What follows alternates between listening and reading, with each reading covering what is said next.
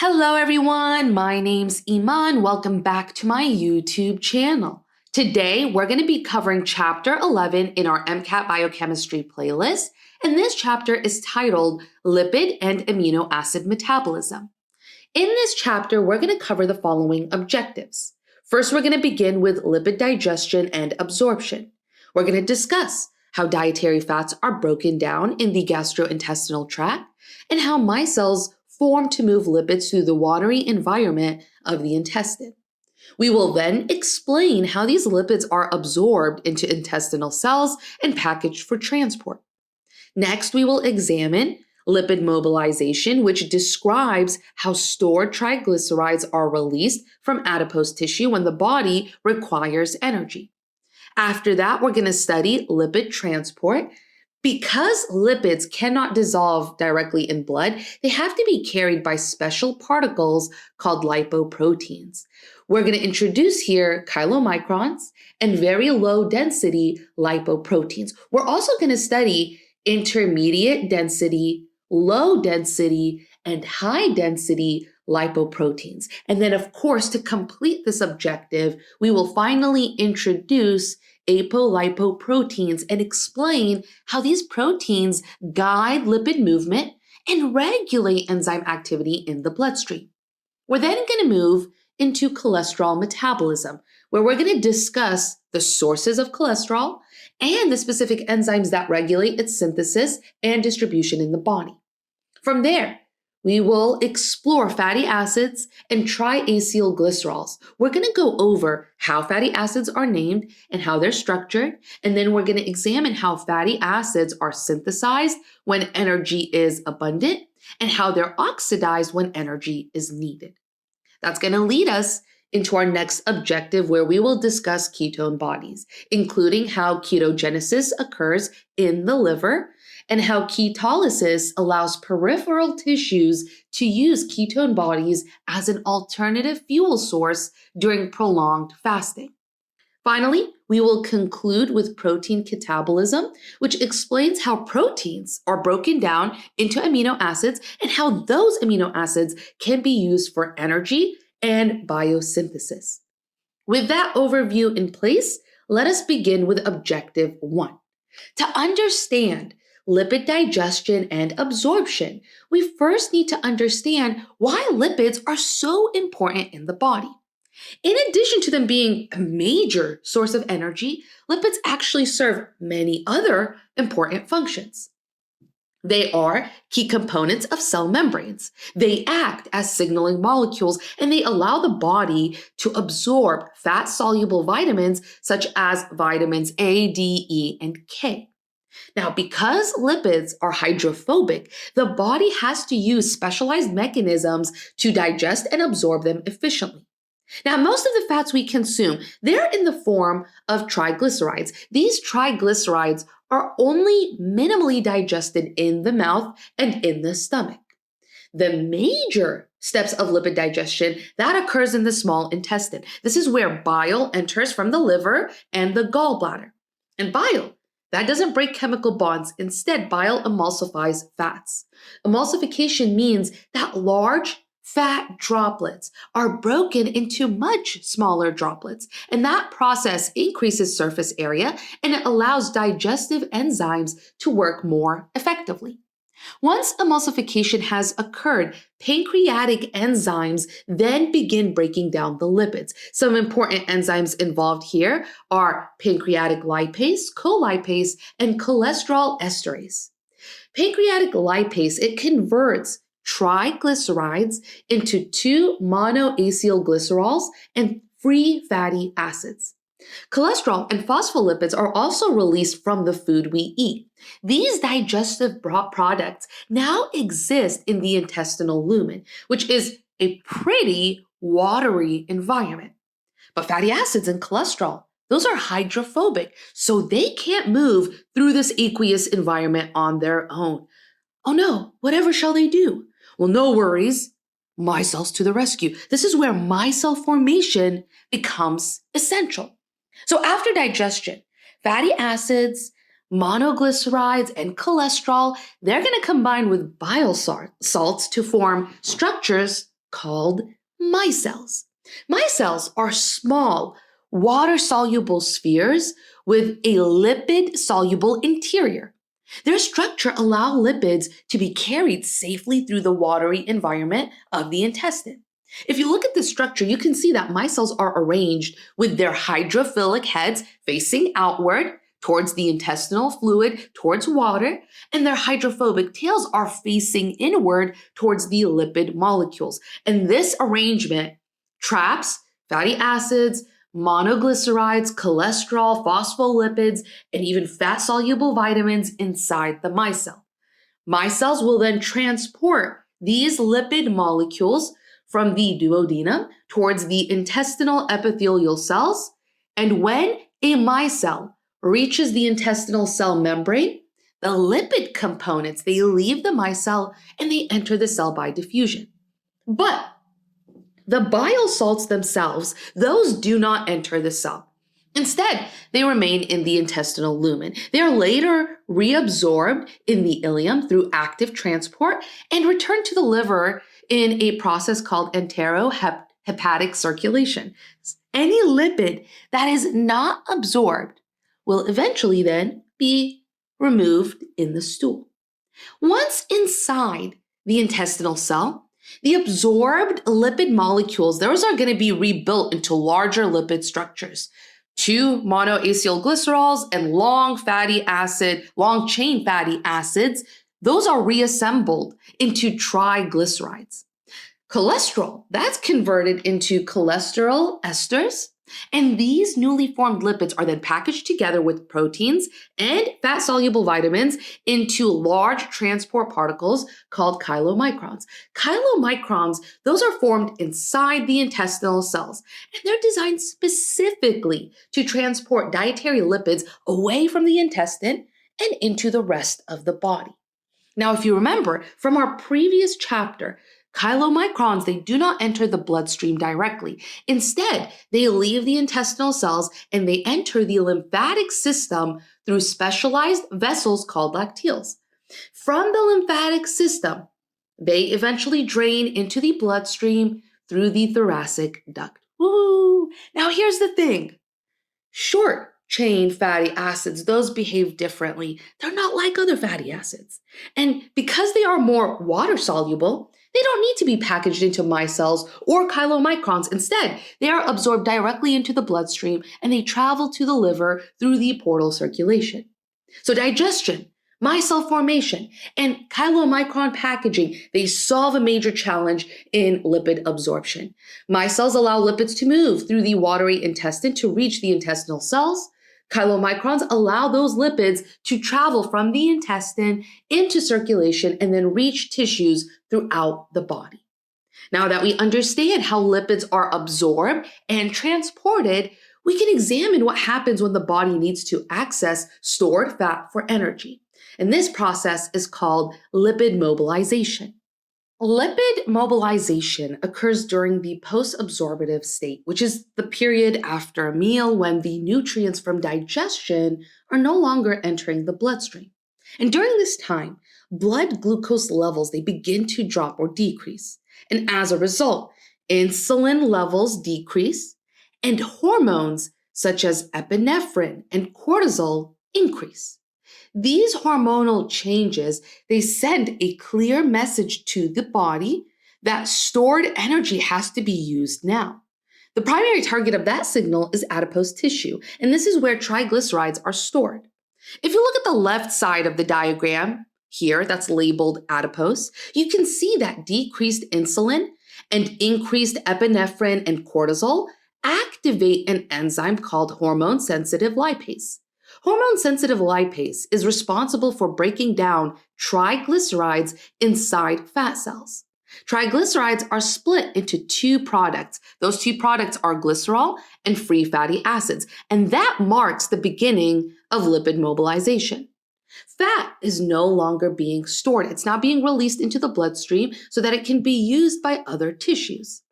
Once triglycerides are broken down, glycerol and fatty acids, those are going to take different metabolic paths. Glycerol will leave adipose tissue and it travels through the bloodstream to the liver. Adipose tissue cannot use glycerol efficiently because it actually lacks the enzymes that are needed to convert glycerol into glycolytic intermediates. But the liver can do that. The liver can process glycerol. So glycerol makes its way over there to the liver.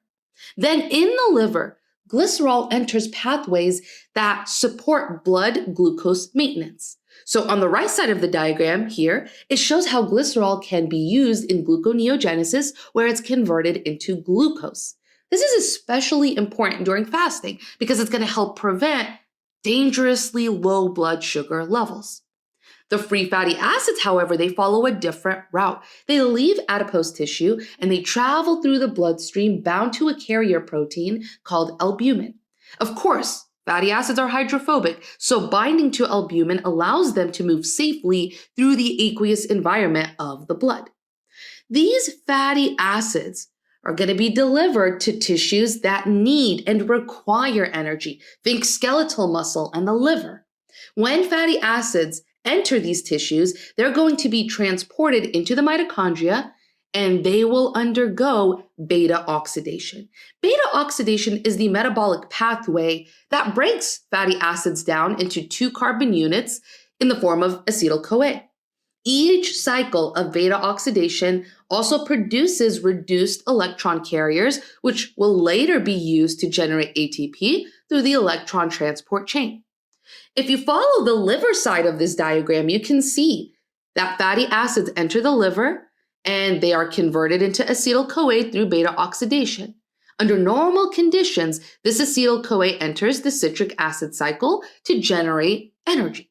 However, during prolonged fasting or when there's carbohydrate depletion, the liver produces more acetyl-CoA than the citric acid cycle can process. And this occurs because oxaloacetate is being diverted towards gluconeogenesis instead of being used in the citric acid cycle. When acetyl-CoA accumulates in the liver, it's going to be redirected into a new pathway called ketogenesis. Ketogenesis produces molecules known as ketone bodies. These ketone bodies are released from the liver into the bloodstream. And like shown in this diagram, ketone bodies travel to peripheral tissues, such as the muscle and the brain, where they can be converted back into acetyl-CoA and then used in the citric acid cycle for energy production. Now, we're going to cover this in more detail in a few objectives. But for now, this shift is especially important for the brain during prolonged fasting. The brain normally depends on glucose, but during starvation, it can obtain a significant portion of its energy from ketone bodies. So altogether, lipid mobilization represents a coordinated response to low energy availability. Decreased insulin and increased stress hormones, those activate hormone-sensitive lipase in adipose tissue. Triglycerides are then broken into glycerol and fatty acids. Glycerol supports glucose production in the liver. Fatty acids fuel beta oxidation in tissues, and excess acetyl-CoA in the liver leads to ketone body formation. And this process allows the body to survive periods of fasting by shifting from carbohydrate dependence to fat-based energy metabolism. Now, we can explain examine how they're transported through the bloodstream. And so that brings us to the next topic, the topic of lipid transport. Triglycerides and cholesterol, they cannot dissolve directly in blood because they're hydrophobic. So to solve this problem, we mentioned this earlier, the body packages them into special particles called lipoproteins. Lipoproteins are aggregates made of lipids and proteins, and those proteins are called apolipoproteins. The lipid core, it's going to contain triglycerides and cholesterol, while the outer surface contains phospholipids and apolipoproteins that allow the particle to interact with water and with cells. And lipoproteins, they're classified according to their density, and density depends on the proportion of protein in the particle. The more protein a lipoprotein contains, the higher its density. This is why particles that are rich in triglycerides have low density, while particles rich in protein have high density. We're now going to walk through each major lipoprotein, and we're going to begin with chylomicrons. Chylomicrons are formed in the intestinal epithelial cells after lipid absorption, and their main contents are triglycerides along with some cholesterol and fat-soluble vitamins. Their primary function is to transport dietary lipids from the intestine to the rest of the body. In fact, if you look at this drawing, you can see that chylomicrons travel from the intestine into the lymphatic system and then enter the bloodstream. And once they're in circulation, they encounter an enzyme called lipoprotein lipase, which is going to be located on the surface of capillaries and tissues like muscle and adipose tissue. Lipoprotein lipase, it breaks down the triglycerides inside chylomicrons into free fatty acids and glycerol. These fatty acids are going to be taken up by body cells and used for energy or stored as triglycerides.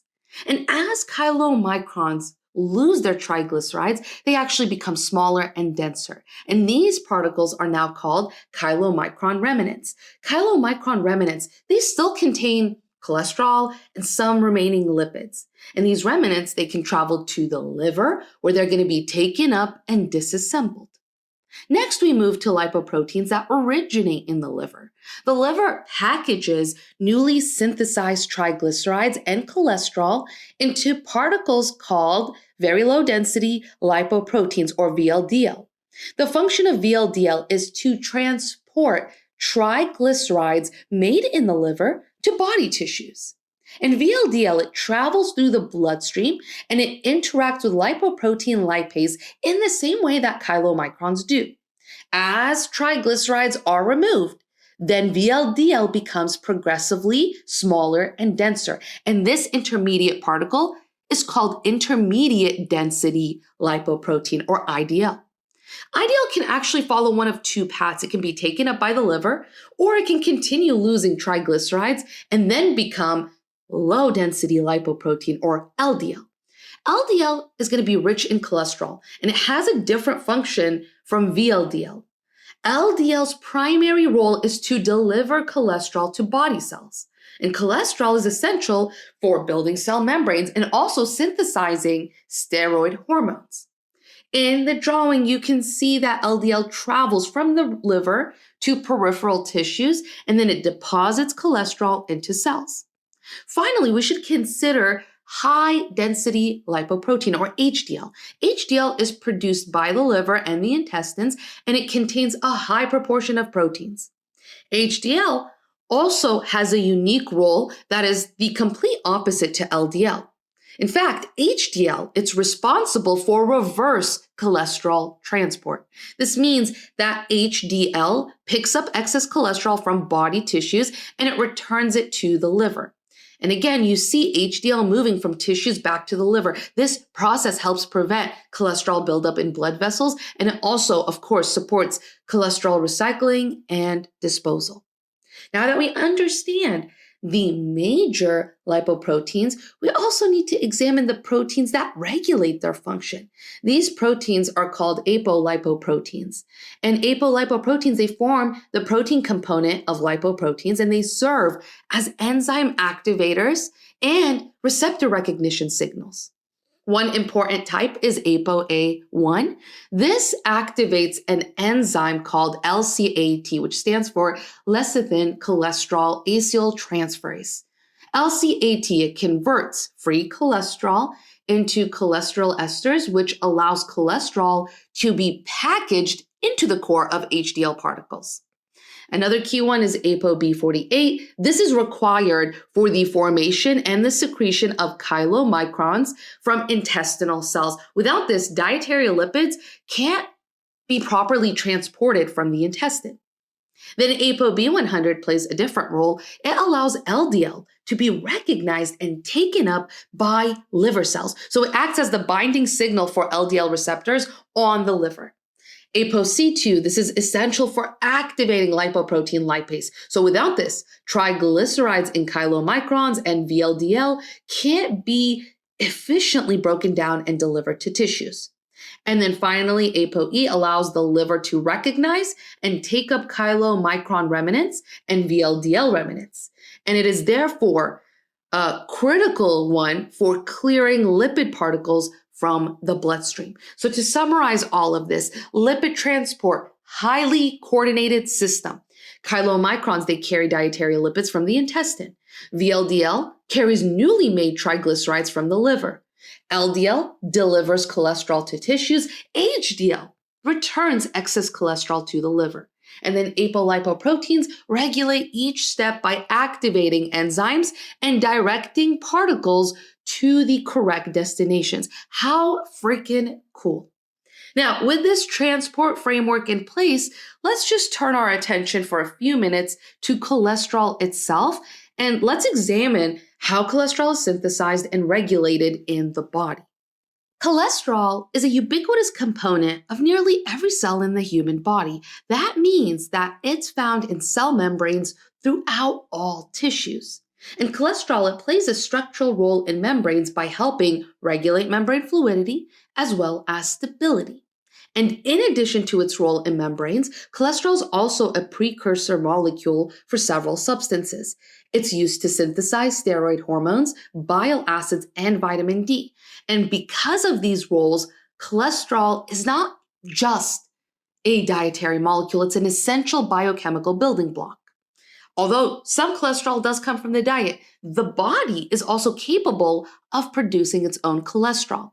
And cholesterol is synthesized mainly in the liver from acetyl-CoA. This synthesis process does require energy and it does require reducing power, and that is going to be in the form of NADPH. In the process of cholesterol synthesis, the most important step is the rate-limiting step, which is catalyzed by an enzyme called HMG-CoA reductase. This enzyme is going to control how fast cholesterol is made, and because cholesterol levels have to be carefully regulated, HMG-CoA reductase is going to be tightly controlled by the cell. So when cholesterol levels are high, cholesterol feeds back to inhibit this enzyme. That is known as feedback inhibition. When insulin levels are high, like after a meal, cholesterol synthesis is going to be stimulated because the body is in a nutrient-rich state, so it can afford to make complex molecules. In contrast, when energy is low, cholesterol synthesis slows down. But once cholesterol is synthesized or absorbed from the diet, it has to be transported through the bloodstream. But like we said previously, cholesterol is hydrophobic, so it can't travel freely in blood. Instead, it is carried within lipoproteins. Further, cholesterol in the blood is often converted into a storage and transport form called cholesterol esters. And this conversion allows cholesterol to be packed into the core of lipoprotein particles. And there are two important enzymes that really help manage this process and redistribute cholesterol between lipoproteins. One of those enzymes we mentioned earlier, LCAT. LCAT converts free cholesterol into cholesterol ester within high-density lipoproteins. This allows HDL to collect cholesterol from tissues and then prepare it for transport. Another important enzyme is CETP. That stands for cholesterol ester transfer protein. This transfers cholesterol esters between different lipoproteins, such as from HDL to LDL or VLDL. And this redistribution really helps direct cholesterol either towards tissues that need it or back to the liver. So through the coordinated action of lipoproteins and enzymes like LCAT, LCAT, CETP, cholesterol can be delivered to body tissues for membrane synthesis and hormone production, or it can be returned to the liver for recycling or disposal as bile acids. And so in this way, cholesterol metabolism is very much a balance between synthesis, transport, utilization, and removal. And the body has to maintain enough cholesterol to support cellular function without and while preventing excess accumulation that could damage blood vessels. Now, after this, our main focus is going to be talking about fatty acids and triacylglycerols. These are the fundamental building blocks of most lipids used for energy storage in the body. But we're going to go ahead and end this first part here. In the next part for chapter 11, we're going to continue and finish this chapter.